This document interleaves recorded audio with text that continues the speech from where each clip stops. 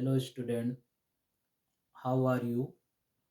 मैं आज आप लोगों के लिए एक्सप्लेनेशन लेकर आया हूँ कि रसायन विज्ञान में जो आप साइंस का पेपर देते हो हाई स्कूल में, उसमें केमिस्ट्री में क्या क्या आता है, कैसे आता है, और कौन से ऑब्जेक्टिव में कैसे हम अपने आप को समझेंगे कि कौन सा ऑप्शन सही है, उसको लेकर हम यहाँ पर सॉल्व करेंगे।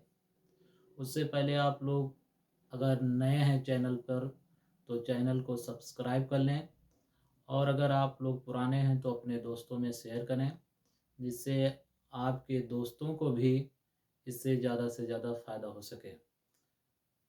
जैसा कि आपने देखा है कि यहाँ पर लिखा है 2023 का सेट पेपर चल रहा है, और आज सेट पेपर तीसरा यहाँ पर हम लेकर उपस्थित हुए हैं।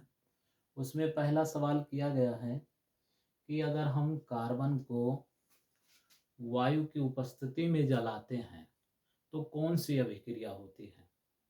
तो अब इसमें सोचना पड़ेगा कि अगर कार्बन को वायु के साथ जलाएंगे तो क्या होगा। तो कभी भी कार्बन को अगर वायु में जलाओगे तो कार्बन डाइऑक्साइड बनेगा।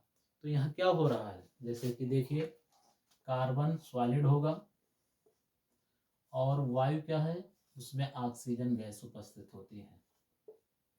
तो जब ये जलता है तो कार्बन डाइऑक्साइड गैस बनती है। क्या बनता है? कार्बन डाइऑक्साइड गैस बनती है। तो हम क्या देख रहे हैं, यहाँ पर कार्बन और ऑक्सीजन आपस में संयुक्त हो रहे हैं, आपस में जुड़ रहे हैं, इसलिए कौन सी अभिक्रिया है? संयोजन अभिक्रिया है। इसमें जो कार्बन और ऑक्सीजन मिलकर कार्बन डाइऑक्साइड बना रहे हैं, ये आपकी संयोजन अभिक्रिया कहलाती है। क्या कहलाती है? संयोजन अभिक्रिया कहलाती है। तो इसका ऑप्शन होगा संयोजन अभिक्रिया।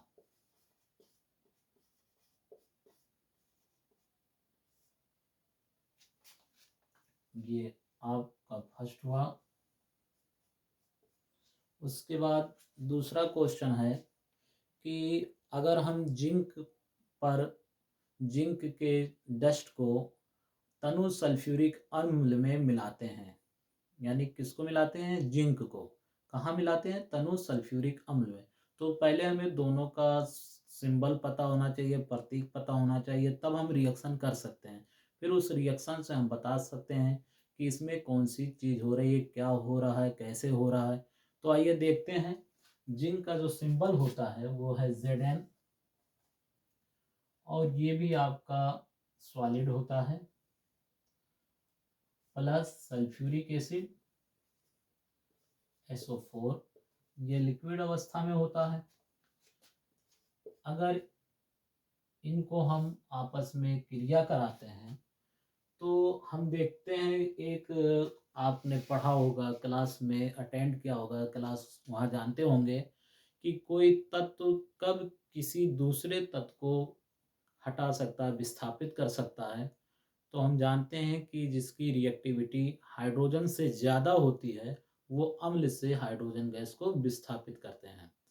तो यहाँ पर जो जिंक है, जिंक की मतलब जो जिंक की रिएक्टिविटी होती है, सक्रियता होती है, वो हाइड्रोजन से ज़्यादा है। इसलिए जिंक क्या करेगा? हाइड्रोजन गैस को विस्थापित करेगा, हाइड्रोजन गैस को यहाँ से विस्थापित करेगा और जिंक इसका स्थान ले लेगा।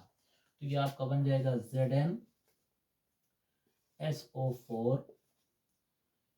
Plus H2 gas. ये कौन से अभिक्रिया के अंतर्गत आता है? विस्थापन अभिक्रिया के अंतर्गत आता है। क्यों विस्थापन है? क्योंकि जिंक ने हाइड्रोजन को विस्थापित कर दिया। यहाँ पर जो जिंक की रिएक्टिविटी है, सक्रियता है, वो हाइड्रोजन से अधिक होती है। इसलिए हमारा ये जो रिएक्शन लिखा गया है ये विस्थापन अभिक्रिया के अंतर्गत आता है, विस्थापन अभिक्रिया के अंतर्गत आता है। तो अभिक्रिया को भी पहचानिए कि कौन सी अभिक्रिया हो रही है और किसमें कौन सा प्रोडक्ट बनता है और कौन सा मुक्त होता है, कौन सा यहाँ से रिलीज होता है। तो अब हम बात कर रहे हैं तीसरे क्वेश्चन पर। जो तीसरा क्वेश्चन है इसमें दिया गया है वो है कि सामान्य ताप क्रम पर कौन सा ऐसा धातु है, कौन सा सॉरी अधातु है, वो लिक्विड अवस्था में पाया जाता है। तो सामान्य तापक्रम पर एक ही धातु ऐसा है जो लिक्विड अवस्था में पाया जाता है, उसका नाम क्या है? ब्रोमीन है। यानी ब्रोमीन अधातु जो होता है वो सामान्य अवस्था पर लिक्विड अवस्था में पाया जाता है। उसका जो सिंबल है वो क्या होता है? Br होता है। यानी जो ब्रोमीन है, ब्रोमीन धातु होता है, वो आपका क्या होता है? लिक्विड अवस्था में पाया जाता है। और कभी कभी हो सकता है आगे पूछ लिया जाए कि ब्रोमीन कौन से ग्रुप का, कौन से फैमिली का सदस्य होता है। तो जो ब्रोमीन होता है वो हैलोजन सदस्य है। कौन सा सदस्य है? हैलोजन का सदस्य होता है। और इसका जो एटॉमिक नंबर होता है वो 35 होता है, 35 होता है। नेक्स्ट देखते हैं।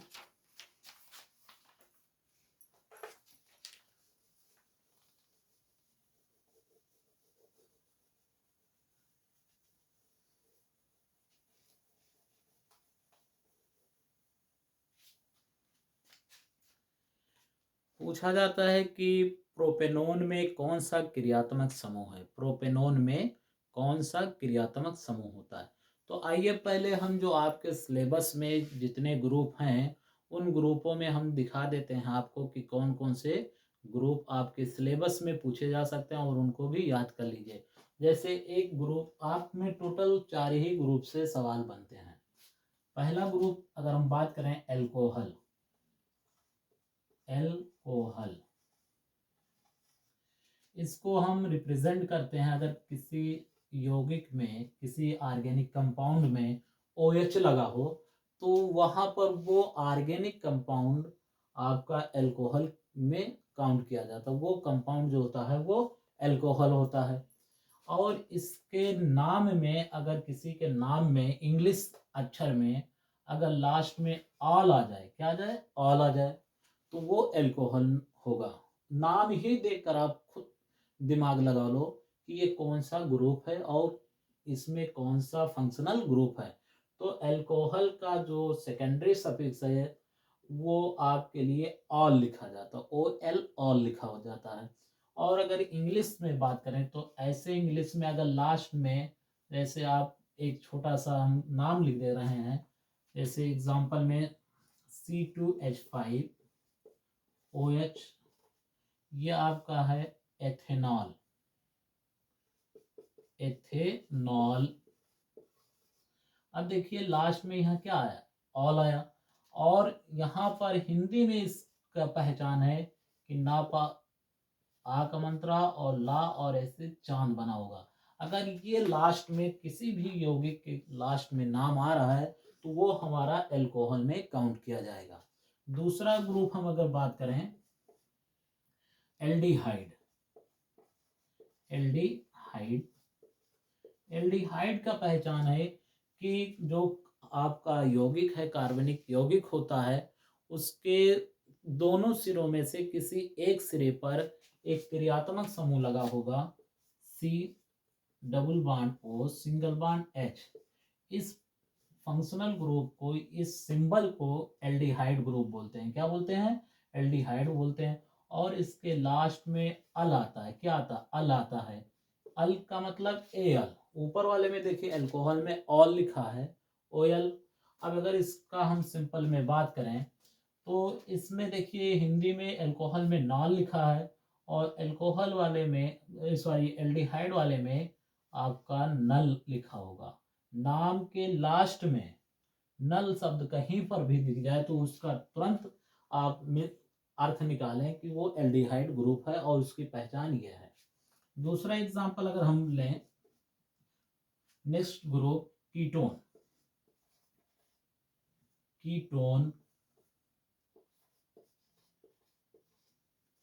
कीटोन की पहचान है कि किसी भी क्रियात्मक, किसी भी ऑर्गेनिक कंपाउंड में अगर फर्स्ट कार्बन और लास्ट कार्बन को छोड़ दिया जाए तो बीच में किसी अन्य कार्बन पर C डबल बॉन्ड O मौजूद होगा। क्या मौजूद होगा? यानी इधर भी कार्बन होगा, इधर भी कार्बन होगा। तो अगर ऐसे कोई कार्बनिक कंपाउंड दिख रहा है जिसमें पहला और लास्ट कार्बन को छोड़कर बीच में कहीं पर C डबल बॉन्ड O दिख रहा है, तो वो कीटोन ग्रुप का होता और इसकी पहचान क्या? नाम के लास्ट में ओन शब्द जुड़ा होगा। क्या जुड़ा होगा? ओन शब्द जुड़ा होगा और ओन का पोजीशन निर्धारित होगा। ओन जो है वो किसी ना किसी पोजीशन पर होगा, बस ये है कि पहले पोजीशन पर नहीं होगा। और इसके लास्ट में हिंदी में नाम नोन आएगा, लास्ट में नाम नोन आएगा। और नेक्स्ट लास्ट ग्रुप जो मोस्टली आपके ग्रुप हाई स्कूल में पूछे जाते हैं, यही 4 पूछे जाते हैं जो मैं लिख रहा हूं। अगला है कार्बोऑक्सिलिक ग्रुप। कार्बोऑक्सिलिक ग्रुप, इसमें क्या है? इसका पहचान है किसी फर्स्ट कार्बन पर, पहले कार्बन पर C double bond O OH लगा होगा और इसका जो नाम होगा उसके लास्ट में ओइक एसिड लिखा होगा। ओइक एसिड लिखा होगा। इसमें नाम अगर हिंदी में है तो ओइक अम्ल लिखा रहता है, अगर इंग्लिश में है तो ओइक एसिड लिखा रहता है। आपके हाई स्कूल में यही IUPAC नाम से जो क्रियात्मक समूह पूछे जाते हैं या किसी कंपाउंड का नाम देकर उसमें पूछा जाता है कि कौन सा क्रियात्मक समूह है या इसका क्या नाम होगा, तो हिंदी और इंग्लिश नाम से भी आप पहचान सकते हो कि इसमें कौन सा है। अगर आल आ रहा है तो एल्कोहल होगा, या हिंदी में नॉल लिखा है तब भी एल्कोहल होगा। अगर एल्डिहाइड का है तो लास्ट में अल होगा, या हिंदी में नल लिखा होगा तो एल्डिहाइड का होगा। अगर कीटोन समूह है तो इंग्लिश में लास्ट में ओन लिखा होगा विथ पोजीशन के साथ में, और हिंदी में नॉन लिखा होगा। अगर कार्बोऑक्सिलिक ग्रुप का है तो ओइक एसिड होगा। और एल्कोहल की पहचान OH से होती है, एल्डिहाइड की पहचान C double bond O single bond H होता है। कीटोन की पहचान की कार्बन और कार्बन के बीच में कहीं किसी बीच वाले कार्बन पर C डबल बॉन्ड O होगा, और कार्बोऑक्सिलिक में किसी एक किनारे पर C double bond O OH होगा। ये है। अब हमसे जो सवाल किया गया है कि प्रोपेनोन में कौन सा क्रियात्मक समूह है, तो अब आप समझ गए होंगे कि नाम क्या लिया गया? प्रोपेनोन।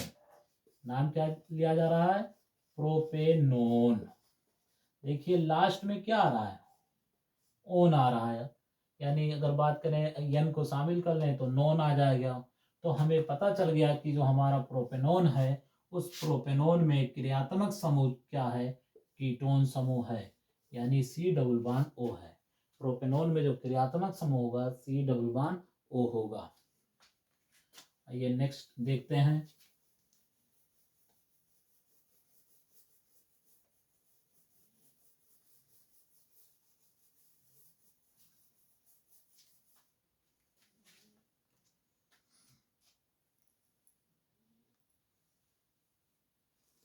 एक सवाल किया गया है कि कार्बन की संयोजकता कितनी होती है? कार्बन की संयोजकता, भाई आपको पता होगा छोटे ही क्लास से पढ़ाया जाता है कि जो कार्बन की वैलेंसी होती है यानी संयोजकता वैलेंसी, वो कितनी होती है? 4 होती है।